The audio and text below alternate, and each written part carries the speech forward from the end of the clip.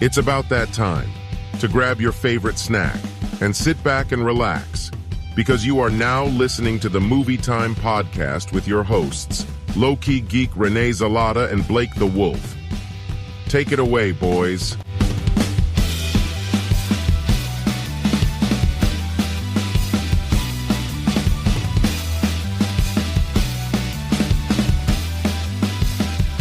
Oh man, what's up? What is going on, everybody?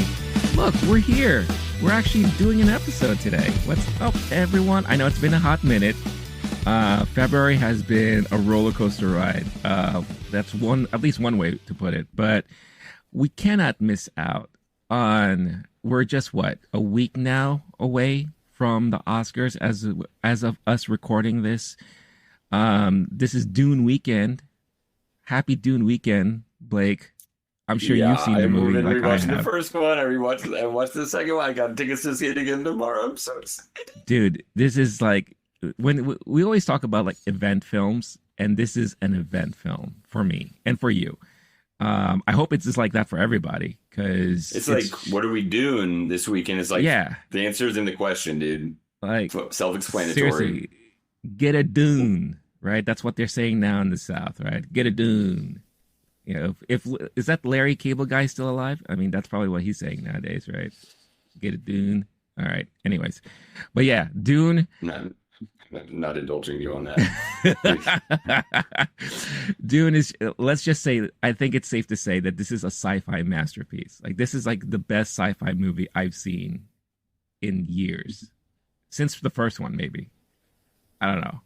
Am I crazy? I'm gonna say this. It's better than Star Wars. Move on before we get into it. Is it more influential? No. I actually agree with you, though. Like 2 days ago. I actually agree with you. It is better than, I would say, 95% of Star Wars. Mm-hmm. Yeah, and it's phenomenal. It is. If you haven't seen it, you got to see it.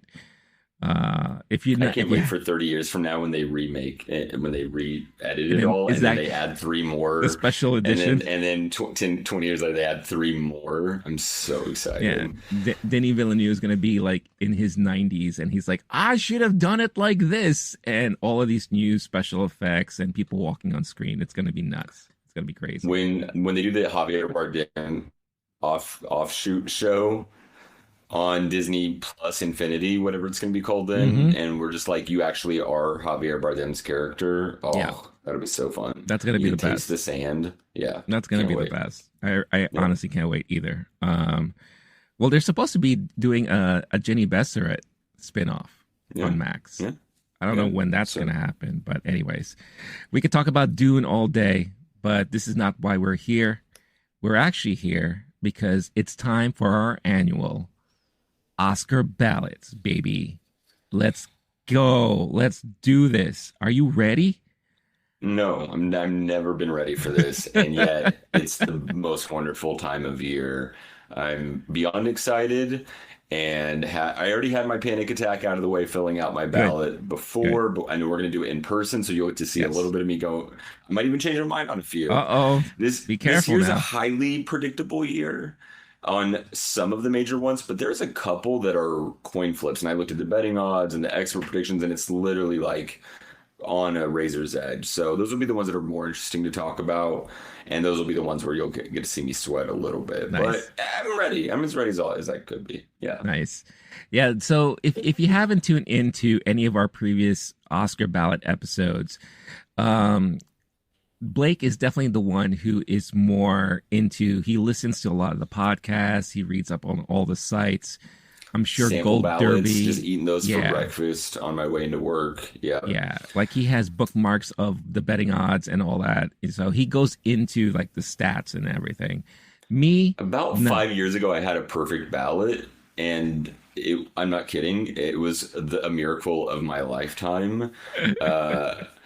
And then since then, I'll get too cute with it. That year I got cute and hit it right, and then sometimes I'll get too cute with it. So this year it'll be easier to get a really high score. I think everyone at the Oscars party is going to feel great about it, and there'll just be a few categories that swing it one way or the other. Right.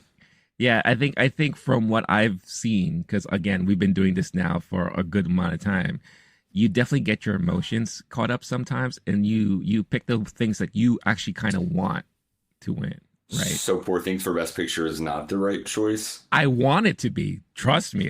I'm right there with you. All right, let me fix this. All right, here we go. I am right there with you. Poor Things, nine wins. Yeah, is what I have right now. Totally. Yeah, if this was all from the heart, I would totally do the same thing. But yeah, for myself, like I follow some of the discourse online.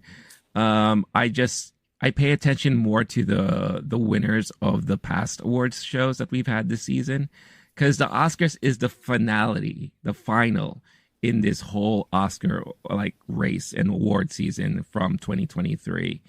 So this is really the close of the 2023 movie discussion. Once the Oscars are all said and done, then people can now move on to the 2024 movies. So in a way, it's kind of sad because it's the last time we're going to be talking and thinking about these movies from last year. And there are a lot of good ones. So yeah, so what we usually do is that we will go through each category. We'll talk briefly about each category, why we chose what we chose, and then recap at the end of it all. And then on Oscar Day, we determine to see who is the clear-cut winner. We have points associated with everything, but we could go over that at another time. It's standard fare. I'm sure if you've participated in any kind of Oscar pool at your office, then it's pretty much almost the same thing there. But again, and that's basically how we started doing this, is like when we used to work together, we're like, hey, let's do an Oscar pool. And I think only you and I were really the ones that were diehard into it. Yeah, for sure. And we were always first and second place in that. Yeah. It's wild though. I feel like it snuck up quick. I had a minute where I was watching everything I could. Now I've got a few features left, 2 documentaries, a couple short films, but overall I've seen almost all of them, other than some outliers that were released super late or unavailable. And I'm just in 9 days. It'll be over. I don't know when we're dropping this, but the day after the Oscar, I'm just scared for Bradley Cooper and his family.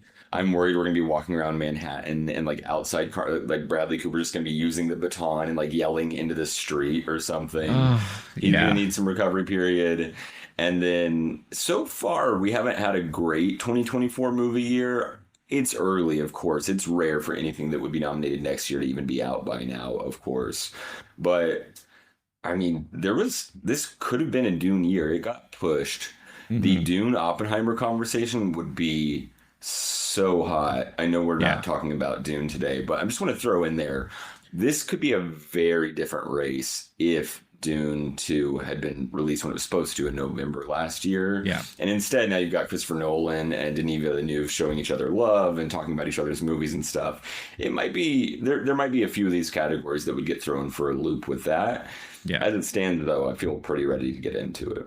Yeah, like you were alluding to earlier, I do feel like a lot of the winners here are pretty much set in stone, because we've been hearing the same names repeated. Not set in Emma Stone. Not in Emma Stone. Sure. No, that is for damn sure. Not in Gladstone. That's for sure. That one, TBD. But we've been hearing the same names over and over and over again. And yeah, I do feel bad for Bradley Cooper, because he's having a moment. Now he's talking about his daughter and all this kind of stuff. Like he might have a nervous breakdown at the end of it all. And but I wish him shaving his head in the audience, and is this a bit? No, that's not a bit. He's not okay. He's in the corner rocking back and forth, and it's gonna be like a Shia LaBeouf kind of moment. And you know what? If it happens on air, I'm all for it. If that's our controversy, you just put a curtain around him so it stops disturbing the other guests. I want him to pull a Kanye. I want him to pull a Kanye and rush up on stage and do one of those, look, I'm going to let you finish, but Leonard Bernstein or Steen is my all-time favorite hero. He should be recognized. Maybe somewhere between a Kanye and a Will Smith level of controversy. And who's he going to smack? I don't want it to be too much. I'm not asking for him to actually lose it, lose it on himself or anyone else. But if he's just start screaming at some point out, and they're like, what is that? What is that animal yelling in the background? And it's just a a squeal, but like a guttural dying noise, that would be perfect. I think that would be good. Yeah.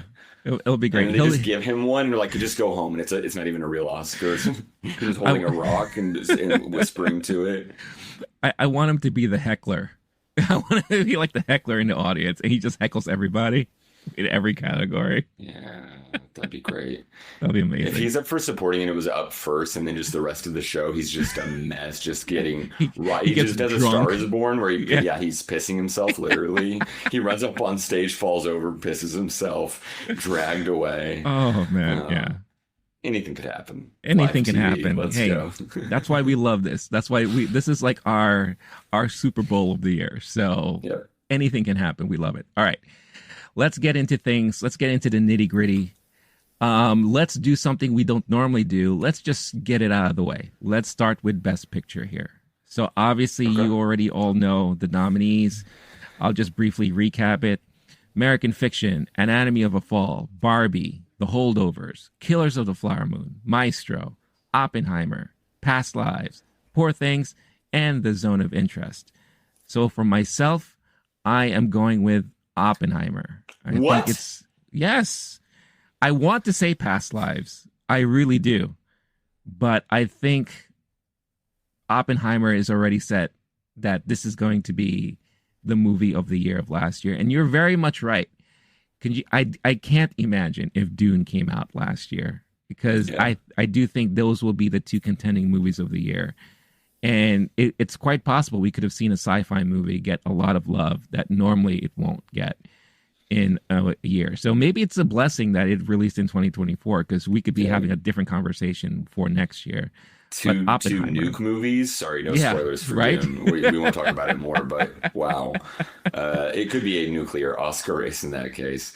Very true. Here's my theory, and I know I'm overthinking Best Picture. Sure. And I've heard other theories like hot takes of, okay, Barbie's going to be a lot of people's second, third choice. It could get the sympathy thing because people felt like it got snubbed, etc. There's plenty of options of how it could go down. My main theory is because they do the ranked choice voting, that Teenage Mutant Ninja Turtles would get more write-in ballots, but because it won't be the ranked choice voting will mess it up. So I'm going to go with Oppenheimer for the 2024 Best Picture winner. Right. Not so what are the odds that maybe Chicken Nugget, Chicken Run, whatever, Chicken Little can sneak in there? That's the other problem with Teenage Mutant Ninja Turtles. That'll be splitting votes in the write-in option, because you can only write in one is my understanding, unless they change that. So definitely this one's going to be, because it's the last award of the night, and also it's kind of whack when the producers speak, but I think Nolan produced with his wife, if I'm not mistaken, so maybe he'll be the one speaking, but he'll have already also just given a director's speech, so it might be one of those like, I already talked enough, thanks so much, get home safe, or something like that. But yeah, it'll be Oppenheimer will win Best Picture. Okay, there you go. So let's move on up. What we're going to do now is work from the left column all the way to the right. So next one we have here is actor in a leading role. Going through the nominees real quick. This was Blake's main choice when he saw Maestro last year. He said Bradley Cooper was going to win the best actor in a leading role. Yes, you did. We have that on tape. Okay. Bradley Cooper. I'm not sure if, I know you're good with AI. I don't know if that was edited. I'm not that good. We on record talking about how Michelle Yeoh would not win or even be nominated. We have this every year where when we talk about movies in real time. It's great. I love that we do that to each other, but you know. Well, I was right about him being nominated for sure. And he could win. We don't know. He could. Maybe. He could force himself to win. Maybe he'll grab the statue out of someone's hand. It's like, I'm the winner, and just run off to the hills. He has the award. I guess everyone. Sorry it's his about now. We'd like to amend the nominate when we said Cillian Murphy would win. That's right. I jumped ahead. Sorry. It's okay. Bradley Cooper, Coleman Domingo, Paul Giamatti, Cillian Murphy, Jeffrey Wright. I think you said it. I'm going to say it right now. Cillian Murphy is, I think, the clear-cut winner here. There's a lot of talk about Paul Giamatti, and his odds are rising while Cillian's are thus falling. It's not impossible to imagine Paul Giamatti has not gotten love in the awards way for the Oscars, got snubbed for Sideways. It's a famous one. I'm not at all shocked if that's what happens. And yet the narrative doesn't feel clean enough, or it feels like he could be the person where in 10 years he's nominated a bunch, doesn't win, or he gets for the Russell Crowe movie Cinderella Man. He got nominated for that as like a makeup after Sideways. That's right. Yeah. But anyway, I don't think it makes it. I'm not shocked at all. I'll just say, but I don't think it's going to happen. No. If you put that on your ballot, I think if you were to put it in Vegas, that might be smart because you could get better odds for it. But on the ballot, I think it's smart. I wouldn't put Cillian Murphy on it in a betting way, but I'd put Paul. But on a ballot, Cillian for sure. Yeah, because if he's had the lead this whole time. If there is a shock and it is Giamatti, then you just scored big time. You're like probably the 1% who maybe thought like, oh, maybe this guy will do it, right? But I think it's been clear that the one everyone's been talking about is Cillian Murphy. So yeah, but yeah, like you, I also won't be surprised if all of a sudden, hey, Paul Giamatti. No. Yeah. So let's go now into actor in a supporting role. So we have Sterling K. Brown, Robert De Niro, Robert Downey Jr., Ryan Gosling, and Mark Ruffalo. For myself, I am going, I think, again, another clear-cut winner, in my opinion, Robert Downey Jr. Robert Downey Jr. Yeah. Robert De Niro Downey Jr. Robert De Niro and Downey Jr. Robert Downey Jr. Gosling. Yep. The R's in this one with the Ruffalo, those are fun, but it's been his year. Yeah. Downey Jr. is the kind of guy you wouldn't be shocked if he said something really dumb right before and messed up. But I think the voting is closed now or almost. It closed as of Tuesday. Whew. From what I could tell. Yeah. Downey's good. He made it through without saying too much, and he hasn't necessarily given the best speeches, but playing it safe isn't the worst bet for this dude. He's smart. He'll give a good speech, but he speaks a little loose sometimes, and you're like, he's like a party guy. Cool. Yeah, he's like, he's great like the cool host. Kid. Yeah, I'm sure. And give me a dinner table, put him in the center of it for sure. He'll just be telling stories, but okay, it's his then. He hasn't messed it up. I think he's got it. No. Yeah. It would have been funny, though, if all of a sudden the weekend prior, he went on a crazy binge, he relapsed, and he just went all full on, like, 90s Downey Jr. and just started saying all of this crazy stuff around town and whatever, doing crazy things. Yeah, yelling about how Leonardo DiCaprio's character was misunderstood in Killers of the Flower Moon. Right. Here's why. Yes. Release a manifesto about it or something. Yeah, just something wild. Just fucked up. The Nazis... After watching Zone of Interest, I think they were just kind of misunderstood. Yeah. We need more movies where they humanize the evil, genocidal people. And that's why Killers of the Flower Moon and Zone of Interest are... I wish I had been in those. Yeah. Right, exactly, yeah. And that leads to my announcement. Strauss is because I relate to him so much and think, nuclear weapons should be used more often against other people. Yeah. Yes. And then that's when he announces he's working on a new movie called Hitler, A Love Story. And it's like him and Ava Braun. I'm out. Bail. Okay. All right. Christian Bale? He's remaking The Reader, the Kate Winslet Oscar nominated. Yes. Did she win for that? I don't remember. But yeah, he's remaking that, but he's in the Kate Winslet role. Yeah. That's it. It'll be amazing. All right.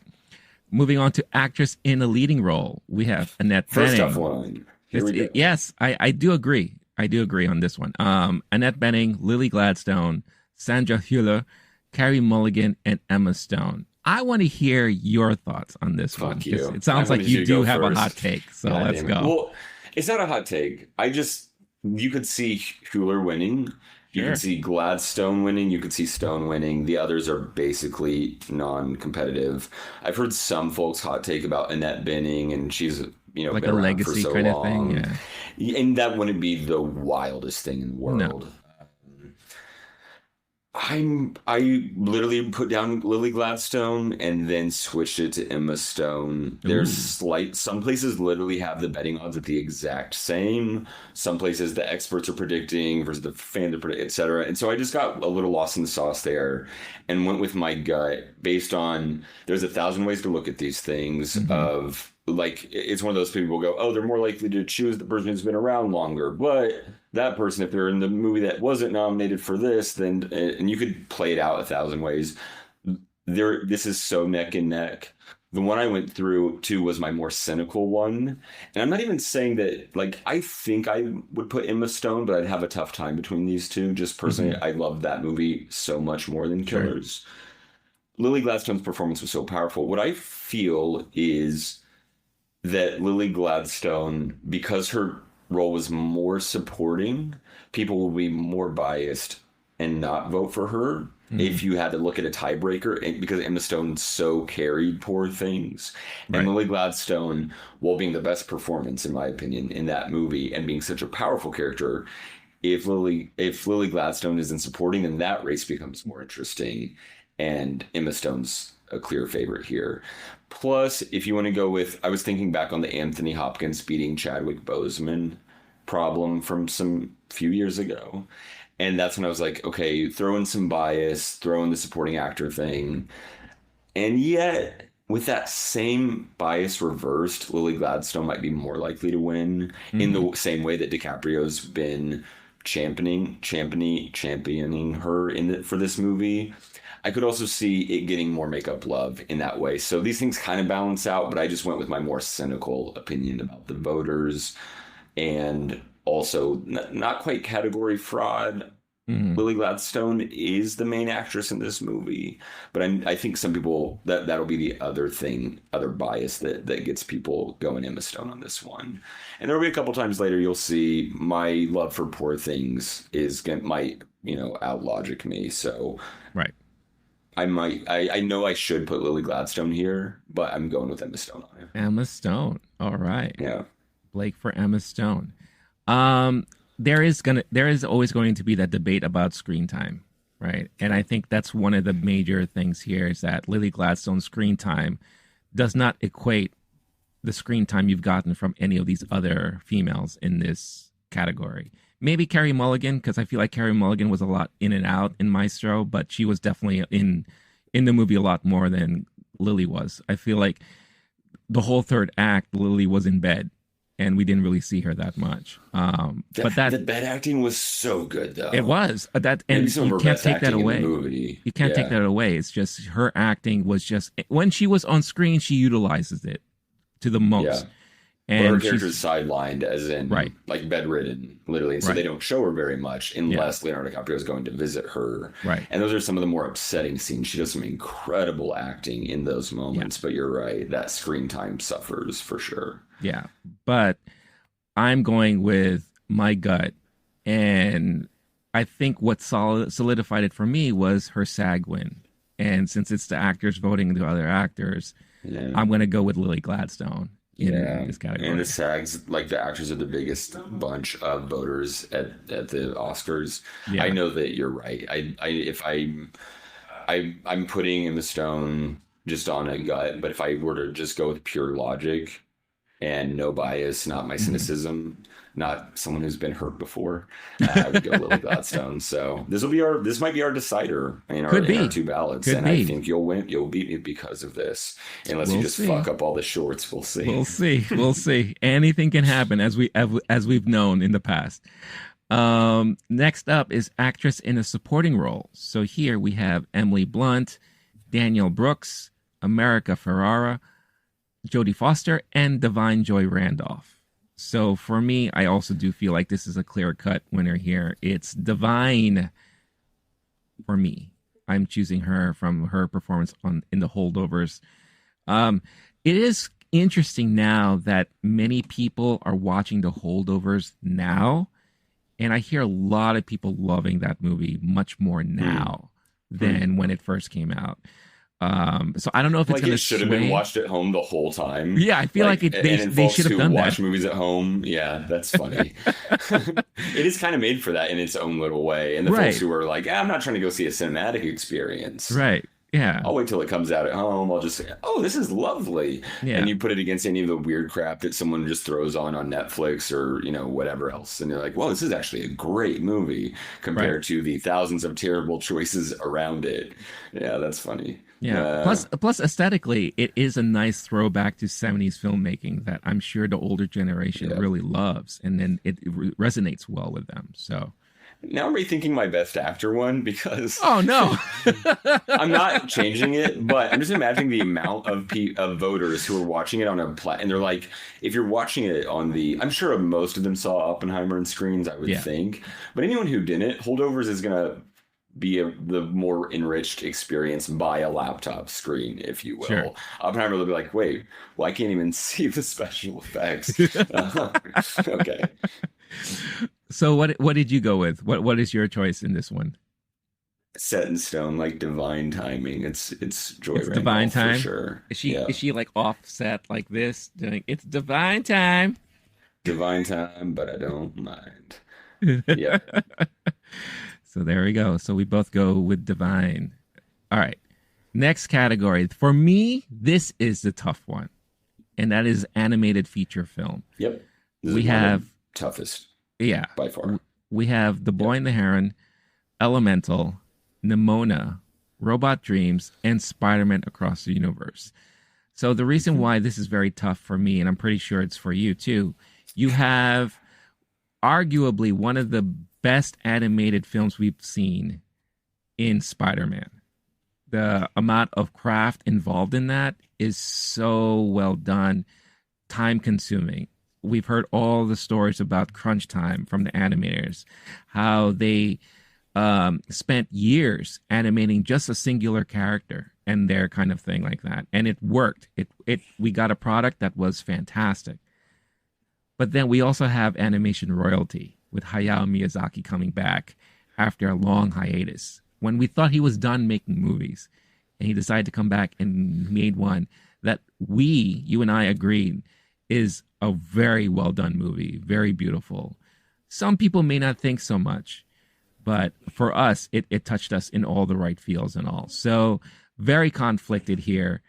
And I think personally, if Hayao didn't say that he was planning his next film, if like this was like his one and done and then that's it, then I think this could have solidified the win for him in this category. He could still very much win, but I think I'm going to go with Spider-Man Across the Universe in this one. Okay. And it could be, I Yeah. could be wrong, Okay. but I think, and I think I kind of know what your mindset might be because of the international body that's part of this. And they may lean more towards Hayao for his achievements. And it does, Boy and the Heron does speak more to a global audience than it does for US. And By I'm speaks going. to you mean because dubbed or subbed? Sorry. Okay. I mean, yeah, US people, they don't love reading. So, anything subtitles is it's a big no-no. And I'm going against what I normally would do. And I would have normally chosen Boy and the Heron, but I don't know. Something tells me maybe Spider-Man Across the Universe, Across the Spider-Verse is going to win. So I think you're going to win this year's ballot, which is me being an idiot because I'm like, well, I know it is the incorrect answer, but Boy and the Heron. I agree with you that technically, but I'm going to let my bias play in some. And if I think about it and rationalize it, it's basically Spider-Verse is one before. Miyazaki's been overlooked historically. Yeah. And and all the other reasons you mentioned about the international voting body, the career, the legacy.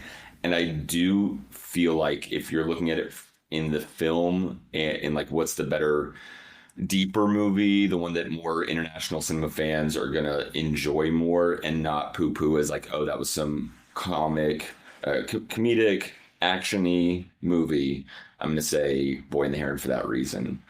So far, technically, on when we've split, I think you're technically right. However, I'm going to go with the one I liked more, or the one Uh-huh. that I think, would vote for more like, and so my biases are going to beat me this year. That said, that caveat aside, I'm putting down officially Boy and the Heron. Boy and the Heron. Okay. I mean, it could go either way. To It be could. completely honest, These are it the could. two It tough really ones. The could. ones where we've split are the 50-50 ones so Yeah. far, the Yeah. closest races. Yeah.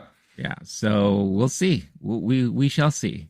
But it is going to be one of those moments where we're going to be stressed out as they're preparing to rip that envelope open, and we'll see what happens. What name is called out there? Next up is cinematography. So we have El Conde, Killers of the Flower Moon, Maestro, Oppenheimer, and Poor Things. So I think I've heard a lot of people talk about this category, and there could be a possible upset with El Conde. I haven't seen it yet. I have it queued up. I think I'm planning to watch it this week. I didn't realize it was like a vampire movie or something like that, a black and white. Or am I thinking of something else? No, yeah, it's one of the weirdest ones. I love the director. I saw it at the Netflix owned Paris Theater here. Uh huh. And it's about Pinochet, a military dictator, but it reimagines him as a vampire. Ah, okay. And I won't say I've talked about it before on air. Yeah. It was one of the weirder movie experiences I had last year where I went in and was totally like, what is Yeah. happening? Yeah. But that cinematographer is beloved and it snuck in. The fact that it was even nominated was a shock on the Right. nomination morning. You saw my face just drop when Yeah. they announced it. Yeah. So could that push it over, or is this one of those, oh, we showed them love with the nomination. We're not actually going to award it anything. That's my Right. instinct, but you go ahead and what Yeah. are you No, going to say? I think for me, and I think when right before the nominees were announced, I did say cinematography, I think was going to go to Oppenheimer. And I still think that. So I'm going to go Oppenheimer for cinematography in this one. Part of me also imagines a Poor Things upset. Wouldn't it be the most Hmm. shocking thing? But there's a chance, I was looking it over and with betting odds and everything else, there's a chance that Poor Things gets 0 wins and Yeah. not non-zero. There's a lot where it's close or in second place Yeah. of even the ones where it's up there. I'm gonna go with same Oppenheimer. It feels like the smart money. That award so often goes with Best Picture or Best Director or both, Hmm. and so I think we're gonna see at least in cinematography. Uh,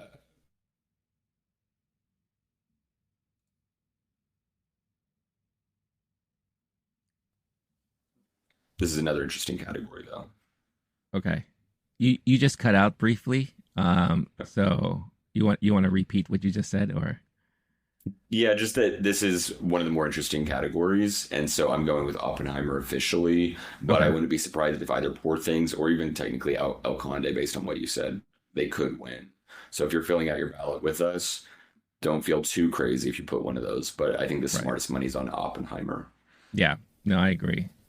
If El Conde wins, I would be shocked but happy because I think I love seeing like those like kind of Yeah, low thought of stuff coming through, clutch yeah. and winning something like that. So we'll see. We'll see what happens. Next category is costume design. So here we have Barbie, Killers of the Flower Moon, Napoleon, Oppenheimer, and Poor Things. I'll kick this one off to you. What are you thinking in this category? So this is a tough one for me. A lot of the smart money had it for Barbie. I'm Hmm. going with Poor Things. That's my bias showing through. I'm not surprised if a few of these win. I'm not totally shocked. Based on what I read, some at first I was like, oh wow, I'd be dumb to pick Poor Things, and I read some more things that made me think it's 50-50. So I'm gonna say that that bias against Barbie puts it at Poor Things. The only thing I'll add is the person who did Barbie's costume design has won before. They're Right. more they're more cherished in the Hollywood community, more veteran, clearly decent relationships in Hollywood at least. So, and Poor Things, it's much more of a newcomer, just like this person did the score for Poor Things. So while those two categories, I might go Poor Things on this one. I actually am. just because the bias against Barbie, and then it's more like clothes you would see, and it was well done. And the clothes are very featured in that movie. It's one of the big talking points when people leave the theater.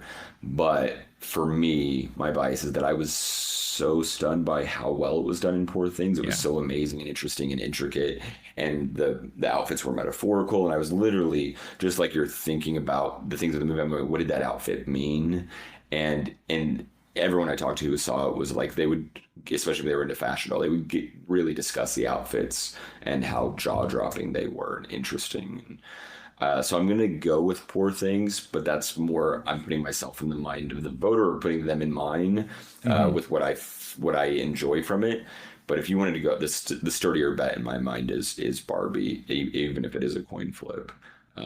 More established and an easier costuming to appreciate. So What do you got? I'm actually with you. I'm going Poor Things as well. Yeah. Okay. Because this is more of me just thinking, you're right. There does tend to see some sort of thing against Barbie right now. I think it's been unraveling little by little. But if we were to award this category based off of artistic look alone, I think Poor Things outshined everyone else in this category. And that's one of the things you and I talked about too when we were talking about the movie. It's the costuming and the production design that really stood out here. As it's almost like it's very intricate to the story. That's how important it was. So for me, I had to go with that choice for me. I just think, and it's true. I hear both sides talking about it. So for me, I do think it's 50-50, but I guess we'll see what happens come awards time. It'll be interesting. We definitely will. Yeah, it'll be interesting. I'm terrified. Yeah. All right. Now we're on to the next middle column here. Directing. Let's talk about directing. So Justin Trier, Martin Scorsese, Christopher Nolan. That one. Yorgos Lanthimos and Jonathan Glazer. So you're going with Nolan? Everyone is. It's everyone one of the is. most obvious ones. The only thing that could go wrong is if it's one of those like, oh, everyone's going Nolan, so I'm going to go. It would have to be the biggest surprise in a long time. Yeah. No, I agree. Yeah. I totally agree. So I'm right there with you. Yeah. Moving on. So that was the easiest category we talked about. There you go. By far. Yeah. Documentary feature. We got Bobby Wine, The People's President, The Eternal Memory, Four Daughters, To Kill a Tiger, and 20 Days in Mariupol. So for me, and I don't know if this is recency bias, I just watched 20 Days in Mariupol, like literally 2 days ago. And it was devastating to me. It was really, really devastating. Plus, it's very current still. It's still a hot topic. And we know how sometimes the Academy is very much attuned to stuff like that at times. So I think personally, I'm going to go with 20 Days in Mariupol for this one.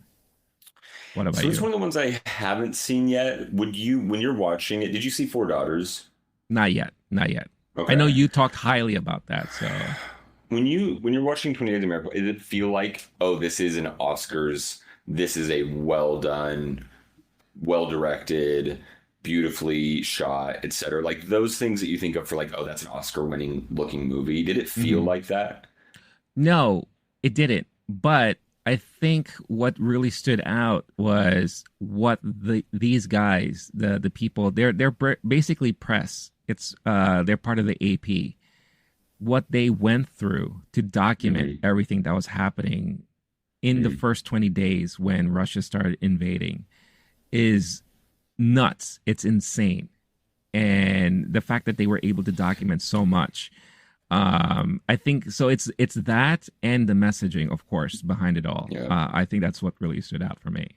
But if you're looking at like cinema quality documentary, no, this definitely was not it. It's like, think of it more like a CNN type of news special. That's like an hour and 20 minutes. Kind of more like a Navalny or something like that. Right. Okay. Yeah. So I'm going to actually change mine. The PDF I sent you in my ballot. I'm not kidding, because this was my biggest question about it, and I didn't want to spoil too much. Yeah.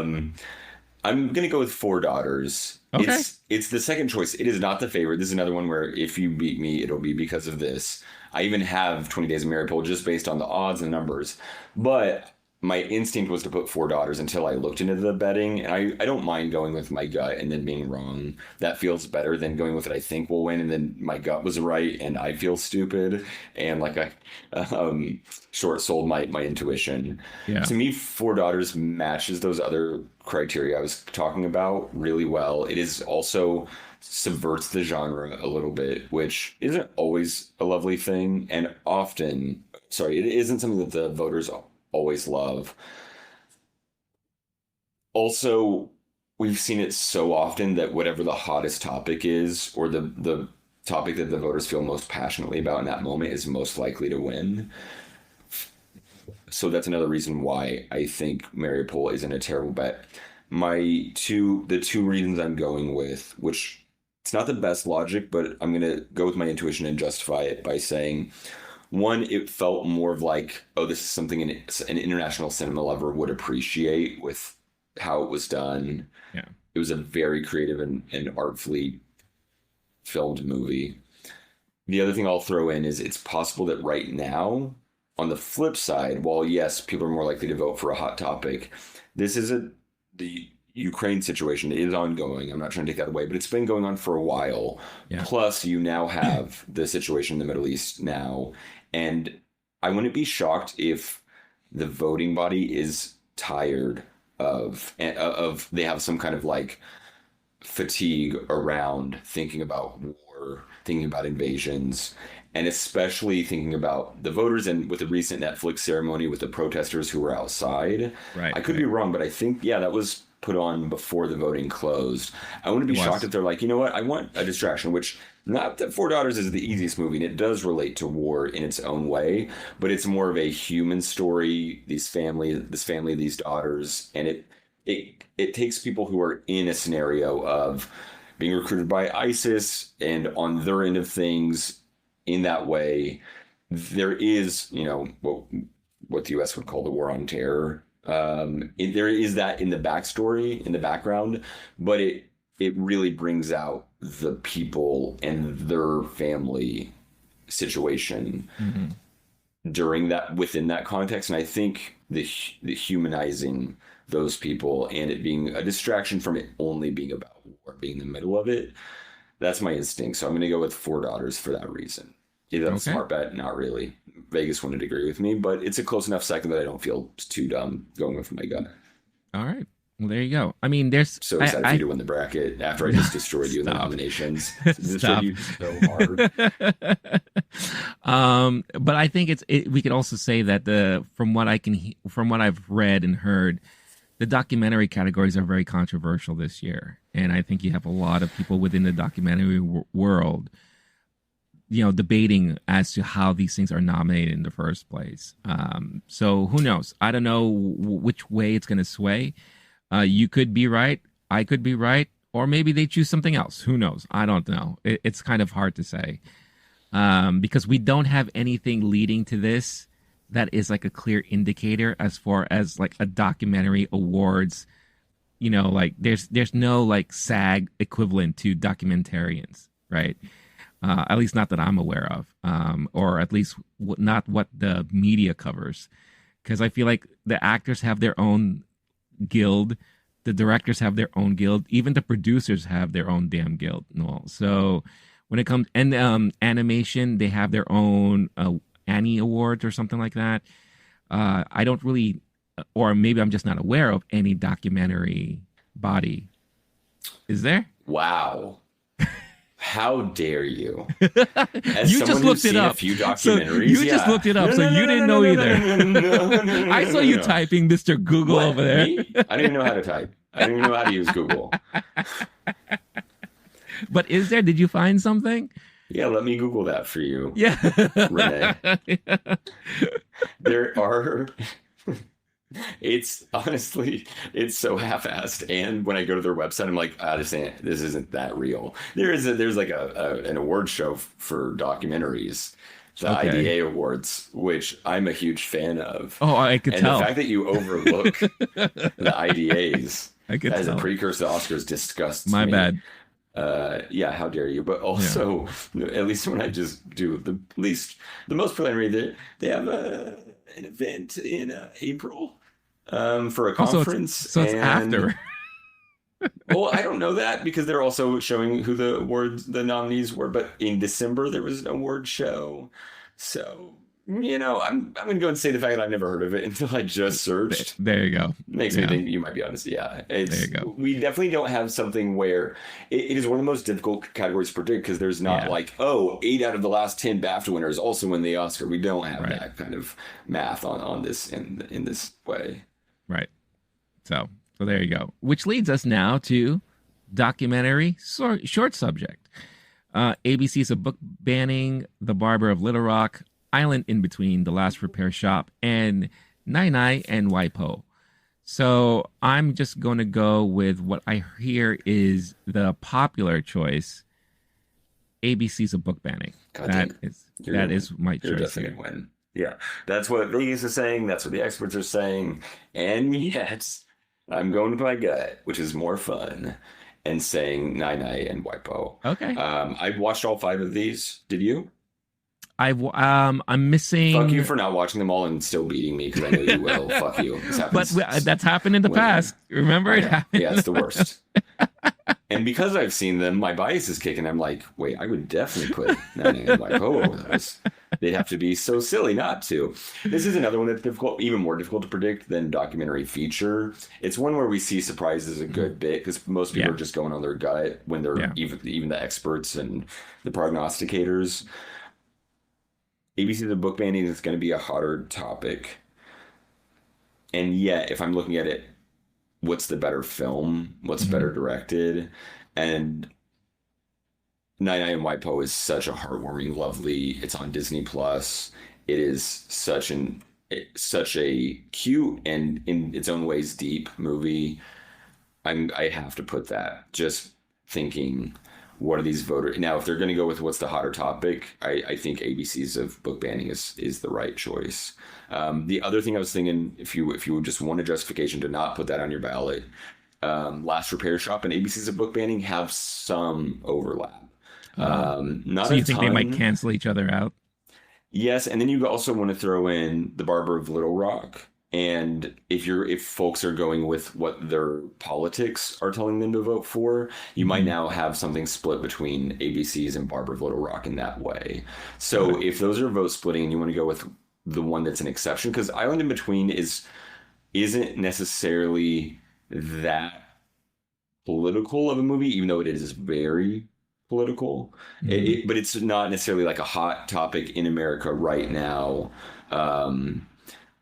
And it is a more, I personally, I would probably vote for Nai and or Island in Between, but Nai in that way is the one that is an exception and less likely to split votes. So that's why I'm going with that one. I think it's the best directed, most artfully crafted of the movies. And it's the one that, if the others are splitting votes, it's the one most likely to benefit from that, in my mind. But I'm probably wrong. So hey, take it with a grain of salt. We'll see. We'll see what happens. Could go. Who knows which way it'll go. Next category we have is film editing. So we have Anatomy of a Fall, The Holdovers, Killers of the Flower Moon, Oppenheimer, and Poor Things. Yes, Oppenheimer. I'm going with Oppenheimer. You are too. Smart money, Vegas money. Everything is saying that it's possible there will be an exception, but no use even spending that much time on it in my mind. Yeah, no, I agree. International feature film. We got Il Capitano, Perfect Days, Society of the Snow, The Teacher's Lounge, and The Zone of Interest. Personally, I think if Anatomy of a Fall was in here, that would be the clear-cut winner. But I'm going with its amazing, huge amount of awards it got at BAFTAs. I'm going to go with Zone of Interest for this one. Okay. I'm thinking Anatomy of a Fall for sure. And then I would go Taste of Things. And then I would go Boy and the Heron. But because none of those are even fucking nominated, I'm going with the Zone of Interest. There you go. So Zone of Interest for both of us. All right. Next up, we have makeup and hairstyling. Golda, Maestro, Oppenheimer, Poor Things, Society of the Snow. Let's start with you. Where are you going with this one? I'm not necessarily choosing the smartest choice. A lot of people are saying Maestro, which I thought was interesting, even though it was, I think, because of the controversy around it, that makeup and hairstyling, maybe that will take more away from it. But I was surprised to learn that that was a favorite, at least in some of the places I looked. Going with my instinct and saying Poor Things again. Poor Things. It's probably the wrong choice, but you look at Willem Dafoe's face, you look at Emma Stone's hair throughout the movie, and some other factors, and I'm going Poor Things for that reason.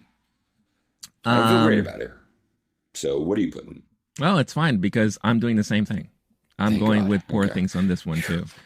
Actually, I should want you to choose the other thing on some of the categories I'm less confident about, or more confident. Anyway, fuck. You're going to tie me in all the ones where I'm like, ooh, maybe I shouldn't have put this. And the ones where I know I shouldn't have put it, or where you're going to win. Or we could be both wrong, and then we lose out on these categories that that we're. doesn't help me. Yeah. No, I mean, there was a bit of me that wanted to go the Maestro route because I do like how they really portrayed his transformation as from younger to like older, and throughout the years. I thought they did a very good job at that, but I don't know what it is, but I just think everyone is not thinking of Maestro right now. I feel like poor Bradley, he's really going to lose his mind because he puts his heart and soul into this production, and it's going to get completely shut out, I think. So imagine the hundreds of hours he sit in the makeup chair, and he'll be thinking about that when they announce that it didn't win. Yeah. Unless that's the fact that that's its best shot, and that was the first image that was released from the movie, and it got a lot of shit, lot of controversy behind it. Yeah, and that is its best chance at an Oscar is amazing.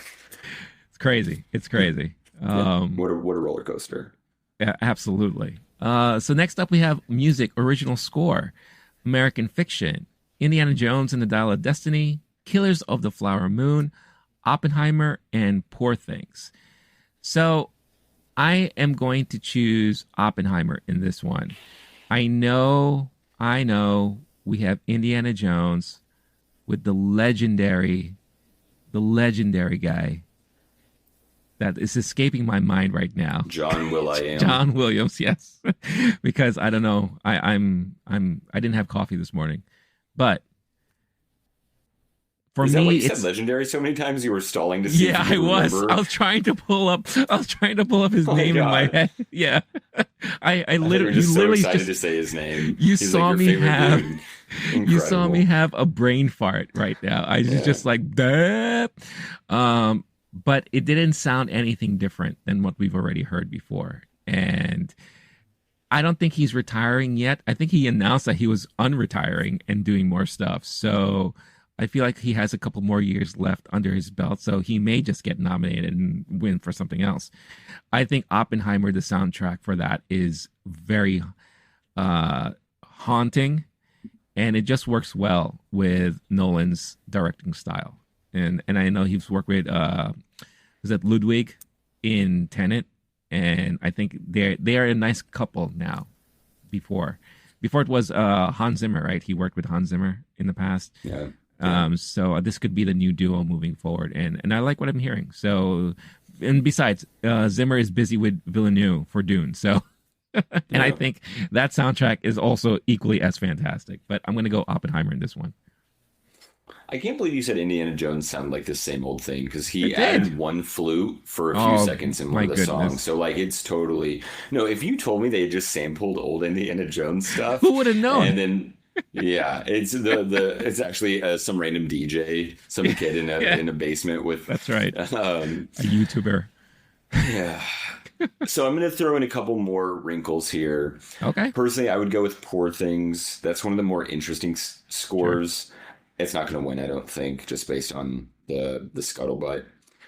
Killers of the Flower Moon gets a morbid bump from Robbie Robertson's passing last year. Right. If Robbie Robertson was more of a heralded film person, which he was in. He was, the subject of The Last Waltz, directed by Scorsese. He's done movies for a while.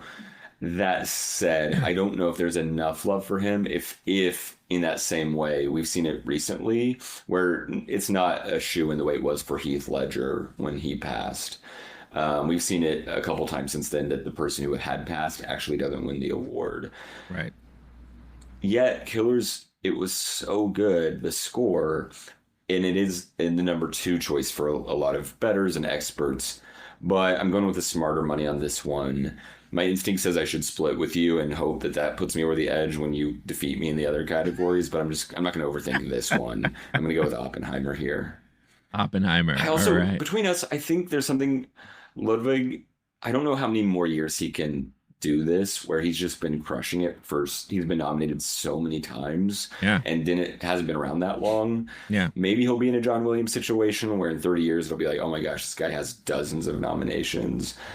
My instinct is that you can only win so many times before people start to get tired of you. But maybe score's different since you're not, front and center in the movie. Yeah. Maybe and he's doing different styles. So I'll go and say Oppenheimer, not overthink it. I wouldn't be shocked if a couple other options pull out here. Okay. Yeah, I mean, I think at least with Ludwig, he has been able to kind of reinvent his sound based off of project. Well, you have John Williams that has similar kind of tones in some of the stuff that he does. I feel like just like how you could tell filmmaking and editing styles, when you hear scores, you're like, oh, that has to be John Williams. Oh, that's Hans Zimmer, because there's a lot of similarities there. Yeah. That's Danny Elfman. Like you can kind of like pinpoint those things. With Ludwig, you're not sure sometimes. You're like, wait a minute. Because I think a lot of people are familiar with Ludwig's score for The Mandalorian. And I think when people hear that, are like, oh, that's Ludwig. But then when they hear Oppenheimer's score, they're like, wait, that's Ludwig too? It sounds very different. Also doesn't hurt having the same first name as fucking Beethoven. So you just hate him for that. The name like that freaking alone. Jerk. Yeah. How dare you? Yeah. People just see Ludwig and they're like, oh, putting that one down for score. Yeah. Oh, it's prestige. Yeah. All right. Sticking with music here, we have original song, The Fire Inside, I'm Just Ken, It Never Went Away, Wajaji, and What Was I Made For? So for me, I'm going to go with What Was I Made For? Big win for Billie Eilish at the Grammys on this one. I think for me, that solidified this choice here once that happened. So what about you? Yeah, the fact that it'll be Billie Eilish's second Oscar win is hilarious. And I love that. It's wild. Yeah. Yet I'm still going Billy. It's what all the betting markets, experts, and everyone are predicting. I actually, when I originally was looking through it, I put down American Symphony since that got snubbed in documentary, and John Baptiste is so famous and has been such a I think you become a Hollywood insider when you've worked at a place like it was Colbert. And you meet all those people and you're glad. It's like he's been able to campaign with people in Hollywood for a long time. And yet, if everyone's saying What Was I Made For? And then I remembered the other day, it was stuck in my head so bad, I had to literally put it on repeat. Oh, boy. And just to try to get it out of there. I was like, that song's that's going to hold. It was in the charts. It is on its own a very enjoyable song that you could almost see someone just putting on a playlist or putting on for enjoyment. Whereas a lot of original songs, it's like I loved I'm Just Ken in the movie, but the amount of times I've been like, oh, you know what? I have one friend who put it on a workout mix. I was like, okay, that's kind of clever. That actually tracks. That tracks because you're not I gonna could be see that. Driving around with your windows down, listening to I'm Just Ken, and then just getting mocked by everyone who passes you. Unless you're like in a van and you're the parent of like a young 14-year-old girl and she's there with her friends, then I could see like all of them probably belting this thing out, right? But if you're in a van and an adult alone, it's one of the creepiest things you could possibly do. 1,000%. Yeah. Okay. I thought that's where you're going with it. I was like, no, that's not a cool thing to do. That's not what I'm going with. Yeah. All right. Next category is production design. So we got Barbie, Killers of the Flower Moon, Napoleon, Oppenheimer, and Poor Things. What say you on this one? I'm not going with a smart choice. I know this is technically wrong. Based on what I read, I'm going with Poor Things. My bias Okay. is coming through. There was some good stories about it. I was so amazed by it. Just like costuming, it's one of those things when I talked to someone after they saw it, production design was one of the first things that came up.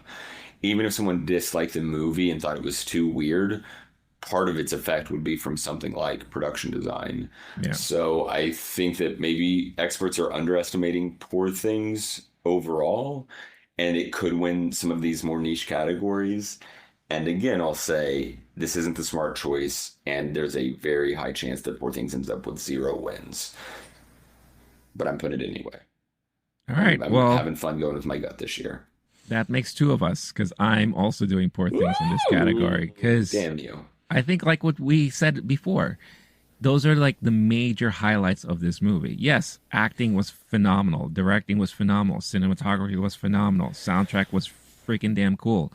Production design, production design, production design. And I think it also helped that I heard Yorgos and the crew talk about it at New York Film Festival, how they spent so Here much we go. time designing things. Oh, come on. Congratulations. I can't help it. I was I got a there. press pass. That's right. But you know, they Oh. worked really hard on You this. very subtly threw that in the conversation. That was actually really impressive how Thanks. subtle it was that Thanks. time. Thank you. Normally you. you wear your New York Film Festival t-shirt and Yeah, hat I have the and hat. show off your tattoo. That's right. I'm still wearing the badge in every episode Yeah, that we're just recording. walking around. Yeah. Like, wait, when is that from? Next year you have 2 of them. Just That's right. dangling. Yeah. I'm just every year I'm going to keep adding and adding and adding. I'm going to be like that dork at the convention. Yeah, with a person like a Mets game with like the 100 Yes, pins, all the pins. jersey with their name on it. Yeah. From Oh, here all comes the Renee NYFF. like, oh, here he is, the damn mascot. All right. Moving on. Short film animated. Letter to a Pig, 95 Senses, Our Uniform, Pachyderm, and War is Over, inspired by the music of John Lennon and Yoko Ono. And that's where I'm going with War is Over. And I think you might be doing the same. I still have my John and Love it. Yoko War is Over record. I Love have a it. pin over there that says it. This is a tough one to predict. All of the shorts always are. Yeah. I saw some places not putting this as number 1, and then if you were to filter it out on Gold Derby to just the experts, it becomes number 1 if I have that right. And I'm going with the name recognition factor as well. Mhm. That helps a lot. There's Yeah. also a short film nominated, I want to say 06, some years ago, but I am the Walrus. Oh, yes. Yeah. With the I Met Beatles the Walrus, yeah. or something like that. Yeah. Yeah, literally it's an audio from an interview with John Lennon it was 07, in a hotel room that this dude randomly got and then turned the audio into an animated movie. Which is smart. Yeah. Yeah, for sure. But either way, my instinct is to say name recognition really helps in this category. We've seen it before. And that's why I'm going with that. Yeah. So that's War is Over for you. Yeah, I'm putting that down. Yeah. Okay. I'm double checking, and I Met the Walrus did not win. It was just nominated. Nonetheless, I'm putting this one down. All right. It's also one of the only ones I have not seen yet. It's one of the more difficult. You have to go to the little screen. It's one of the ones that wasn't available online early on. Yeah. So maybe that helps too. That I'm like, oh, it could be so amazing. And then when you see it, wait a minute, why did I choose that? Here, yeah. Like, what the hell? All right. Sticking to short film, this time we have short film live action. The After, Invincible, Night of Fortune, Red, White, and Blue, and The Wonderful Story of Henry Sugar. I'm going with my love of Wes Anderson, and I'm choosing The Wonderful Story of Henry Sugar. The only full feature film director nominated in this category for this year. I'm still surprised we didn't get Pedro Almodovar in here. That would have been a great race to see, but instead we got this, and I'm going with Wes Anderson. Same. It's the smartest. Everyone's putting this down. if it's snubbed, it would be one of the more exciting ones, and it's because it's a short, it's not that predictable. No. But the name recognition, the availability of it on Netflix, fact that dude got snubbed elsewhere, and would be the makeup. There's so many narratives where it makes sense here. There's almost it is all the shorts, said it before, say it again, it is one of the hardest things to predict because like documentary earlier, there aren't a ton of places and precursors for these things, and even when there are, they can be all over the place. That said, with the info we have to go on, Henry Sugar's definitely, and even like intuition, popularity, name recognition, all that, there's so many reasons to think it's that. That's the simple math. Sounds good. All right. Now let's go to sound.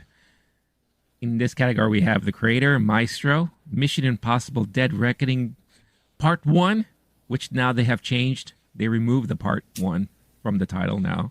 So it's just Dead Reckoning. Oppenheimer, and then The Zone of Interest. So I don't know if you had the same conflict that I had. It was between Oppenheimer and Zone of Interest. I think both movies do really well as far as utilizing sound to help narrate portions of the story.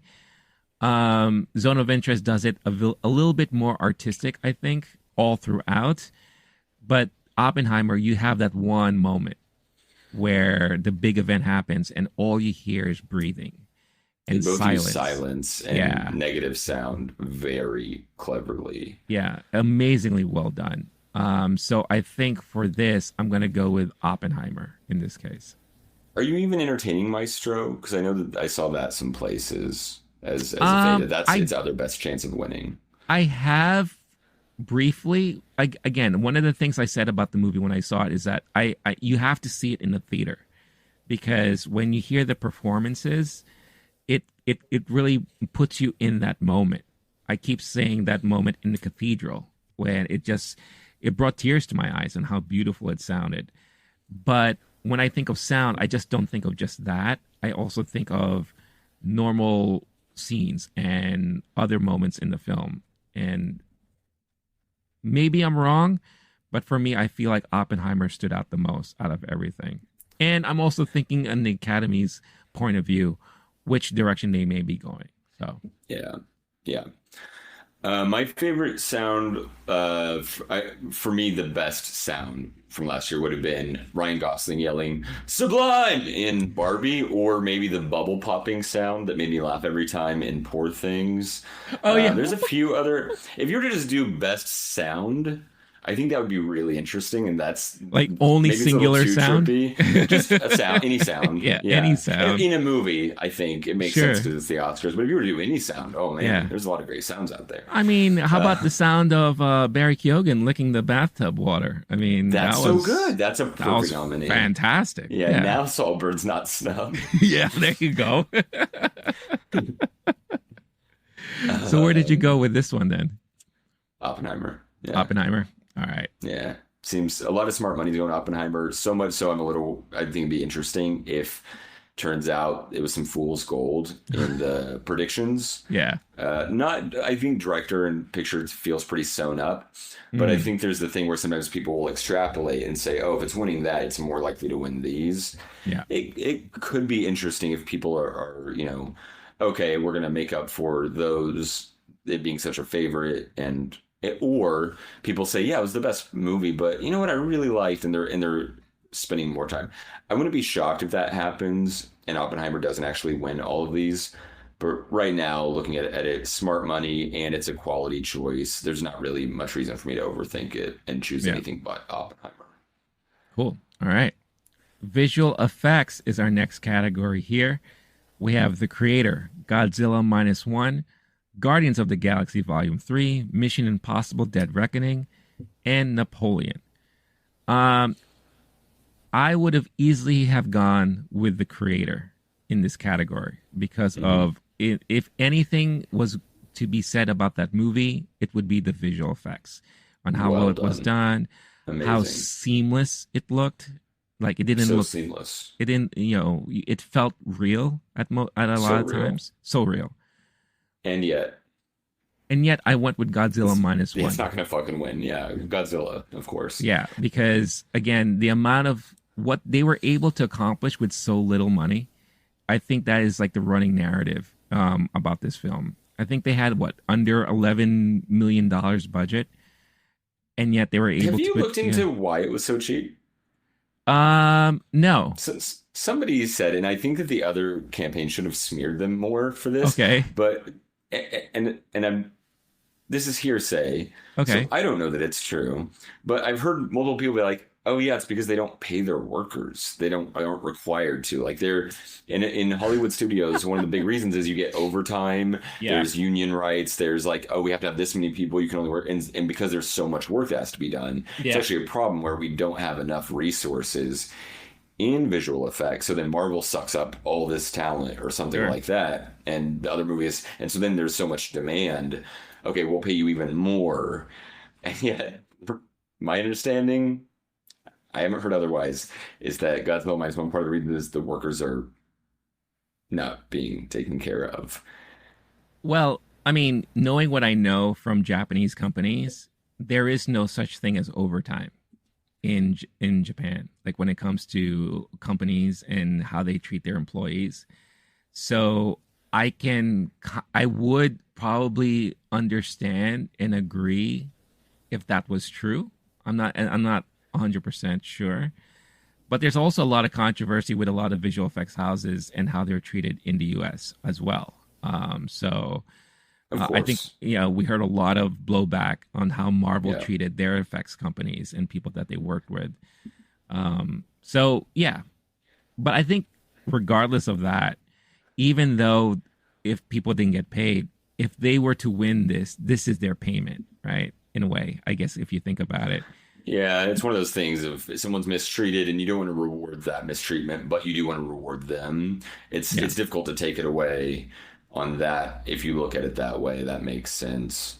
Yeah. And also, I think it's worth mentioning. Creator was $80 million budget, and that's impressive. I've listened to interviews where they talk about how tough that was to pull off, and how they had to like really look at their resources for it. Yeah, I'm also just a preliminary search is that there are actually labor laws in place that keep the wages low. Yeah. That's how it's not even like, oh, we have a lot of labor laws here that, and not even as much as Europe, but that will protect the like, oh, you have to pay people this much. They're like, no, you're not allowed to pay them. Yeah. Fascinating. Okay. So anyway, all that said, that's part of the reason it seems, and yet that math is an interesting story, the way you were talking about it. Mm-hmm. And it was also well done regardless. It was fucking impressive. I think it could win even without that narrative. Sure. But you throw that in there and they go, holy shit. So you're going with Godzilla also? And it's what all the experts are saying. Yeah, I'm going with that for sure. Nice.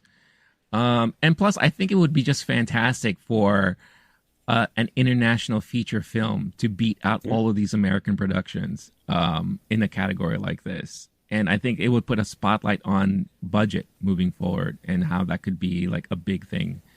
Because that is a big takeaway from the creator on how they only had $80 million.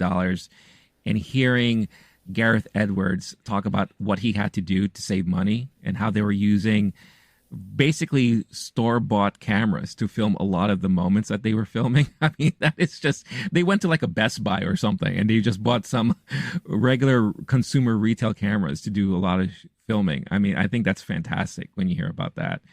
So if anything, that bodes well for him in the future, if he's going to be doing Jurassic Park from what I hear. So that's going to be fascinating to see. All right. Last two categories are your favorite categories. So I'm going to have you lead these two. So first off, we're going to go with writing adapted screenplay. American Fiction, Barbie, Oppenheimer, Poor Things, and The Zone of Interest. The writing ones are always pretty interesting, and it's rare to have a clear favorite. This year particularly, it's tough. Yeah. I'm going with the one that is about writing, which we've seen that before. American Fiction. I think it was a very loved festival movie that is not getting much attention elsewhere, even though it's got plenty of nominations throughout and more than you might expect that kind of indie darling to get. But I think that personally, I also wanted to go back for one second. Original score, I've heard multiple people, including experts and film critics, talk about for score for American Fiction. They were like, yeah, I didn't even remember it. Why would that win? Why was it even nominated? I was in the theater fucking jamming to that jazz Hell yeah. score. I literally Shazammed a couple of songs during it and was like, wait, this isn't a jazz song that they found. This is the score. Yeah. That shit bopped. But with that said, we don't think it's going to win score. We don't think it's going to win acting, etc. So I think that helps it. It's about writing. It was a very clever movie. It's got that indie darling kind of vibe to it. It's got a lot of love, and the other ones are so different from it that I'm going to go ahead and say that that'll be the standout and win the award. All right. Well, you Not and very I, confident. you and I are on the same boat. Fuck you. Because I'm You also keep doing going this. American Once you've got like Fiction. two that you feel good about, you're like, I'm just going to tie them up. The rest of it's like running out the clock in a basketball game. Go fuck yourself. No, I mean, the thing is, again, from what I've been reading, from what I've been seeing, American Fiction has been getting a lot of attention in these type of categories, and it's well deserved. I love the story Jeffrey Wright said during his speech for, I think it was the Spirit Awards, where he said every studio they went to didn't want to do this movie. But then to have it finally come out and see how well of a movie it was done because of the writing, the characters, the story, the way it panned out at the end, it's just phenomenal. And I agree with you too. The score was great. It's kind of like an homage to, because he's, Thelonious. I mean, one of the great jazz musicians around. So it's like a nice homage to that. Wait, everything. Everyone calls him Monk. Is it because Monk. his name's Thelonious, though? Yeah. And so then he gets, Yep. Thelonious, like Monk. Thelonious We'll call you Monk. Monk. So Monk's Yeah. the nickname because his name is Thelonious. Correct. I think Yes. I had it backwards. Thank you. Okay. Yeah. So it all gelled really well together, but the writing was very, very solid. And I do think this has a good shot, if anything, this is the category they're going to win. And I think they deserve it. So I agree with you there. It's the one where an indie darling is more likely to get some love in that category. And they go, oh, that was an interesting one. And we're not going to give it anything else. But that's often an outlier category where, okay, that's where we'll show you that love. And especially with a new director. And it was based on a story from a writer. I'm going to call him a journalist. He was also like a blogger, but I don't know enough about the backstory, but I've heard plenty of people who are film writers talk about like, damn, he was a peer of ours and now dude's nominated and he's got this big movie out, etc. But regardless, I think there's plenty of reasons why, but that feels like a safe choice. Yeah. And I feel like that's like every journalist's dream, to eventually write like a nice, well-received script or a book, right? So a lot of people, like, I have a dream. One day I'll write my screenplay. Yeah. Yes, exactly. All right, last category. Here we go. Writing original screenplay. We have Anatomy of a Fall, The Holdovers, Maestro, May, December, and Past Lives. Where are you going with this one? Can I abstain? That is a very long sigh. Where I don't lose points. A very long sigh. Or like if I don't put it in, is it like how does that? No, you can abstain. It was a tough one for me. You can't I thought skip. about it a lot. Okay, I put Anatomy of a Fall.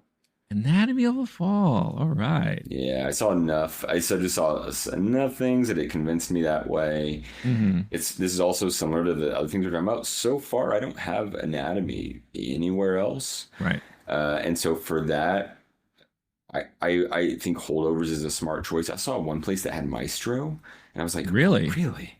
Huh. I was shocked by that. And now I don't think that means too much, but there's one place where they will be like, oh yeah, we got that one right. Mm-hmm.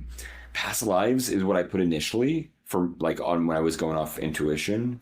Yeah. And yet looking into it, reading up on it, what other people are saying, feeling, thinking, I wanted to be Past Lives. And I think my intuition is actually would be just to go with my initial gut feeling and what I think should be the winner. And also that indie darling thing. This is one of those places like, oh, we snubbed you everywhere else. Let's go. Yeah. I think I should put that, but I'm going to go ahead and stick with Anatomy of a Fall just based on the research I did. Okay. All right. I What are you looking up also right now? What are you googling? no, I'm looking up this name of the person I'm going to be talking about here. Okay, cool. I also wanted to put Past Lives in there because I wanted Past Lives to win something because of how good of a movie that was last year. However, something in me said that I think it might go this way.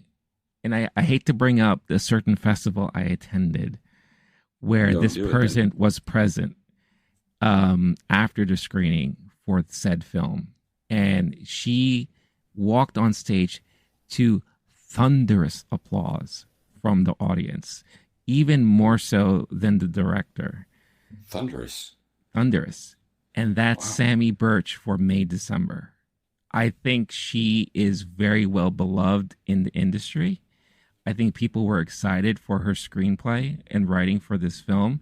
Plus, she also walked away with the award from the Spirit Awards, from the more recent Spirit Awards. So, I don't know. Call me crazy, but I'm going with May December in this category. If you don't mind, I'm going to call you crazy. I don't know. Go for it. That's perfectly fine. Do that. That is the dumbest. I'm not even kidding you. That is the dumbest. I was going to change mine, actually. If you said Anatomy of Fall, I'd be like, gotcha. You copied me again. I'm going Past Lives. Or Holdovers, which is a really smart money also. Right now, Renee. Yeah. If you genuinely think that's what's going to win, you must bet your fucking life savings on this thing or any amount of money, because that pays out. If you put $100 down, you get $3,300. You get 33 times your money. Sorry, I said 33,000, 3,300. Regardless, this is so good how bad this choice is. I loved it. This is the most Renee thing. And watch you be right, it'd be hilarious. But the fact you're going like, oh, I went to the film festival and this person was there. Yes, I love this. This is going to be the moment that I just dance a little bit, because it literally, Anatomy of a Fall, you have to spend $200 to get $100. Holdovers, if you bet $100, you only get $150. Mm-hmm. May December is $3,300. It is the bottom choice by far. Okay. So good. I'm so glad you picked that. You're locked in. That's awesome. That's it. I would like I'm to put locked money in on it. If you're interested, I would do that happily. I would take the field if you're taking May December. Just like anything else. I will bet against May December. I will short it. Let's fucking go. But sincerely, if you feel that way, put any amount of money and you'll become rich. Even $1, and you'll be like, whoa, how'd I get this much money? I guess I need, yeah. We come in, there's he just owns a fucking real studio. He buys out the Kaufman Studios in Astoria. Oh my God, that would be hilarious. Yeah. You'll be seeing Movie Time now live, coming to you live from the Museum of Moving Image. We bought a Broadway theater and will now be recording here. Yeah. Genius, dude. Yeah. I don't know. It's just, again, there were a lot of categories where you went with your own passion, your own heart, and all that stuff. And yes. Yeah, but I didn't choose the bottom choice even then. I didn't even look at it that way. Was that rock bottom. Yeah, of course not. Yeah. I didn't look at it that way. I basically That's beautiful. I just went off of vibe, and every time Sammy would walk into the room, the vibe was just so strong. I don't know why. Sammy? First name? Yeah, that's right. My girl Sammy. You. Good old Sammy. Okay. This is why I'm so mean to you right now and why I'm gloating that you by your defeat before it even happens, is that you just use the first name of someone because you're of the same filth. No, but again, I do feel like she is highly regarded in her circle. And again, these categories are voted by the peers in these categories, right? So I could be wrong. Not these categories. Everyone gets to vote for these. No, I get it, but there is divisions within the Academy that that's why these things get nominated. Yeah, so it's probably why it got nominated and will not win. We'll see. We'll see. Again, if I'm wrong, I'm wrong. I'd rather be wrong in a smaller category like this than one of the bigger ones. So now I'm going to lose by 1 instead of 2, which was my prior prediction. If I was predicting our prediction outcomes, yeah. So we'll see what happens. But there it is. Those are our Oscar ballots. Those are our predictions, what we're going with, what our guts are. Now, knowing Blake, he's going to have 2 or 3 other sheets that will cover his wanna wins, his other should wins, who I would vote for. Yeah. Who will win. All of that good stuff. So if you want to hear more about that, you're just going to have to tune in to our Oscar coverage on Oscar Day. And details of that will be coming up shortly, because we are literally a week and a day away from the big show. So I'm excited. Blake, I'm sure you're excited. How do you feel? You feel good? No. I never feel good. I feel fine. I'm excited about the Oscars. It also feels like an easier night where it's not like, I don't feel like I have as much on the line as like the Everything Everywhere year, which was exciting and was one of the happiest Oscar nights. Yeah.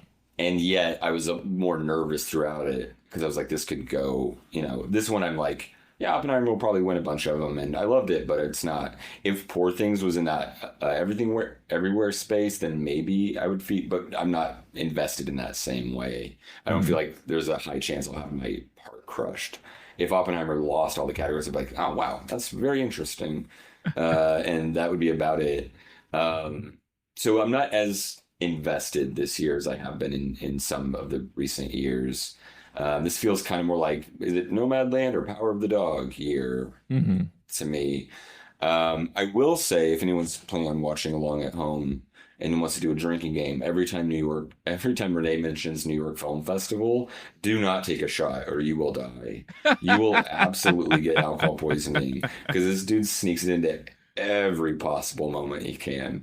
Unless you're into that and you got a really high tolerance, then maybe we could put that on there. Look, I always say drinking should never be a game. Just drink. F it. Just go. Just do what you got to do. But yeah, if you want to play a game, go ahead, do that. And maybe you could don't take a shot whenever I mention it, but then you should take a shot every time Blake backtracks on a certain decision and choice he made. It's like, I knew I should have done this. Right? I knew. Oh, damn. Because you will hear that. Like, oh wait, they won original screenplay. Now this is going to win Best Actor. They're not even the same movie, just unrelated. Exactly. Oh, the median age of the average voter went up by 2.3 years. Here we go. Yeah, exactly. It's gonna be a fun night as always, and I can't wait to check it out. And hopefully you'll be there. And if you're not, then the following episode after the show, we will do a little recap of everything, how the night turned out. If there were any surprises, snubs, and all that, we'll talk everything about those things. So make sure you stay tuned there. But with that said, I think we're done for this week. So before we head on out, Blake, any final words? Where can people find you online as well? Find me on Letterboxd. Find me right here with Renee on YouTube, or find me on Letterboxd with the screen name, last name Wolf. There you go. Any final thoughts for the folks? Don't look at my Dune 2 review unless you've seen it already. I'll say that. Did you heavily spoil it on Letterboxd? I actually didn't. It was okay. It's not a spoiler, I promise. I was just trying to be clever. I wrote Avatar 2: The Way of Sand because the plots are so similar. Nice. Okay. I like it. They're literally writing. They're teaching them how to write a creature. It's a totally different element world. Right. Dude's doing his little savior of another population thing. Avatar: The Way of Sand. That's all I put. I get it. So feel free to like that if you want to see if now I'm just trying to go clever and see if I can get one of those that people are like, oh my gosh, I saw this comment. And then it goes viral, and then now it's on Twix and all that stuff. Yeah, Letterboxd comment viral, which is the lowest form of viral in any community. Yeah. Hey, viral is viral. Doesn't matter like from what form of media, what platform or whatever. I haven't written mine out yet, so maybe I should put the better Star Wars. I don't know. Maybe I might go that route. Who knows? But Villeneuve Strikes Back. Villeneuve, yes, it is very Empire Strikes Back. They did a very good job with that. We'll make sure that we talk about Dune in a future episode. Once we're all said and done with the Oscars, then we could freely talk about movies again. And there's some catching up for us to do. And we'll make sure to do an episode where we catch up, or an episode or two where we catch up about the stuff that we've watched. But if you want to see our most up-to-date thoughts and feelings on movies, Letterboxd is always a great way to go. You know where to find Blake. You know where to find me. Just look LOWKEY GEEK or the LOWKEY GEEK, sorry, there. Instagram, Twix, most importantly, YouTube. Check out the channel. You could find clips of this episode or other episodes and other videos, reviews. I do a live stream now, Mondays, Wednesdays, and Fridays, 10 a.m. Eastern Time, where I just sip my coffee and talk about recent headlines. I also give my reviews and thoughts on movies and streaming shows on there. So if you're around and you want to hang out with me while you drink your coffee, check me out there on YouTube's, or just check us out here every week, or we try to be every week, with the Movie Time podcast. So make sure rate, comment, anything that you could do, spread the word, follow. We love you all. Any last parting thoughts there, Blake? Can we do a bet on the Oscars, and if you lose, you have to dress up like Austin Butler in Dune 2, just full on black, shave the eyebrows. No, it's white. What do you mean? I don't mean his costume. I mean the face. I want to see full white paint, shaved eyebrows. God. Yeah. Just, you got to do that. I would really like to see it. We'll talk. Maybe we can make that a possibility. Maybe I'll just show up. Maybe I'll just show up when we watch the Oscars. I'll show up. You're not invited in my home if you look like that. Sorry. And I'm just like, you're standing outside. Like, is there anything you want me to pass along? Because they can't hear you. You're locked out. I'll make my teeth all black too, and I'll just start, talking in this gruff kind of Southern accent. The Skarsgård impersonation. Yes, exactly. We got to talk about Dune 2 okay. more, man. Well, right. Yeah. We'll definitely spend an episode to talk about it, and again, you'll get to hear it in a future episode. So we're gonna head on out. Until next time, stay cool, stay classy, stay safe. Blake's laptop battery is dying, so we got to go. Catch you all next time. Bye.